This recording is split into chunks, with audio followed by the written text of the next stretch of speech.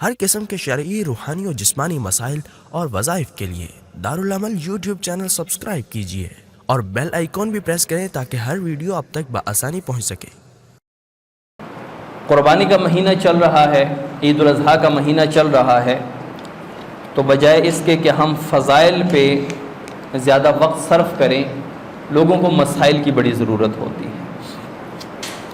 اب ان مسائل میں پہلا مسئلہ یہ ہوتا ہے کہ قربانی کس پر واجب ہے۔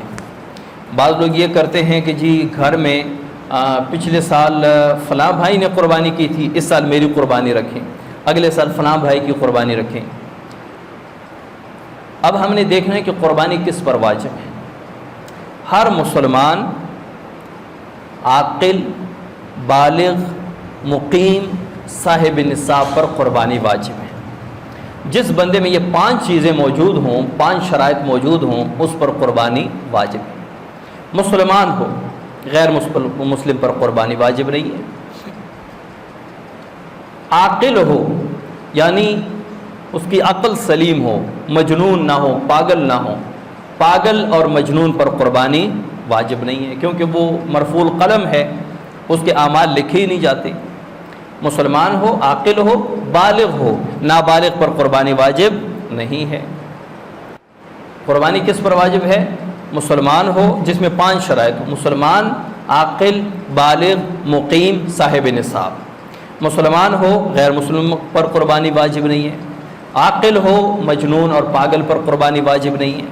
بالغ ہو، نابالغ پر قربانی واجب نہیں ہے، چاہے وہ کروڑ پتی کیوں نہ ہو۔ مقیم ہو، مسافر پر قربانی واجب نہیں ہے، اور صاحب نصاب ہو۔ اب مسلمان غیر مسلم، یہ تو سیدھی بات ہے، مسلمان ہو اس پر قربانی واجب، غیر مسلم پر نہیں ہے۔ دوسرے نمبر پہ عاقل ہو، مجنون اور پاگل پر قربانی واجب نہیں ہے۔ بالغ ہو، نابالغ۔ اب بالغ کب ہوتا ہے؟ جو لڑکی ہوتی ہے وہ جلد سے جلد اگر بالغ ہو تو اس کی بلوغ کی عمر 9 سال ہے، جلد سے جلد۔ جو گرم علاقے ہوتے ہیں جیسے عرب کے علاقے، اس میں جو لوگ ہیں وہ جلدی بالغ ہو جاتے ہیں، جو سرد علاقے ہیں اس میں ذرا لیٹ ہوتے ہیں۔ اور جو لڑکا ہے وہ جلد سے جلد اگر بالغ ہو، کم سے کم عمر جو بلوغت کی ہے وہ 12 سال ہے۔ لیکن اگر لڑکی اور لڑکے میں بلوغت کے کوئی آثار نہ ہوں تو 15 سال پورے ہونے پر دونوں کو بالغ سمجھا جائے گا، چاہے بلوغت کی کوئی علامت نہ ہو۔ اور چوتھے نمبر پہ مقیم ہو، مسافر نہ ہو۔ وہ شخص جو اپنے گھر سے، اپنی رہائش سے 48 میل یعنی 77 کلومیٹر دور گیا ہو اور وہاں 15 دن رہنے کا ارادہ نہ ہو، 2، 3، 5، 10، 14 دن رہنے کا ارادہ ہو اور 15 دن رہنے کا ارادہ نہ ہو، اب یہ شرعاً مسافر ہے۔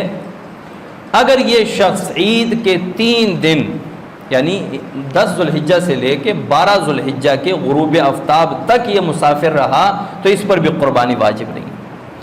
لیکن اگر یہ شخص عید کے تیسرے دن مغرب میں غروب آفتاب سے پہلے گھر پہنچ گیا اور تھا صاحب نصاب تو اس پر اب قربانی واجب۔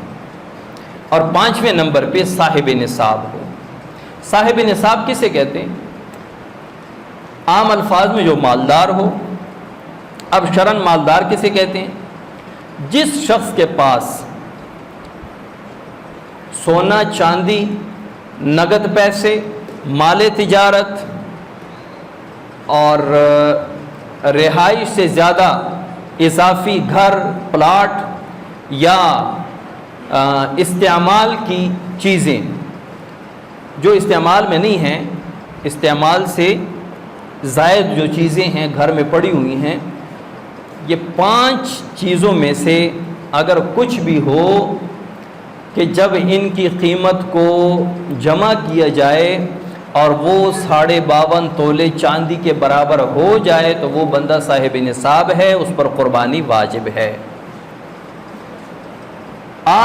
یہ ہر سال یہ نصاب، یہ جو نصاب کی قیمت ہے، نصاب ہے، یہ کم اور بڑھتا ہے۔ یعنی نصاب تو ایک ہی ہے، چاندی میں 52.5 تولے چاندی، اور اگر صرف سونا ہے تو 7.5 تولے سونا، لیکن اس کی جو قیمت ہے وہ گھٹتی اور بڑھتی ہے۔ جیسے اس سال چاندی جو ہے اس کی قیمت کے حساب سے 80,000 روپے بنتے ہیں۔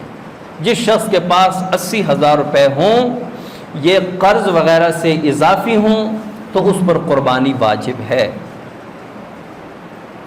گھر میں سونا ہے، تھوڑی چاندی ہے، تھوڑے پیسے ہیں، تھوڑا مال تجارت ہے، یہ سب ملا کے اگر 80,000 روپے بنتے ہیں اور یہ اس بندے پر کوئی قرض بھی نہیں ہے یا قرض نکال کے 80,000 روپے بچتے ہیں اس کے پاس، تو اس پر قربانی واجب ہے۔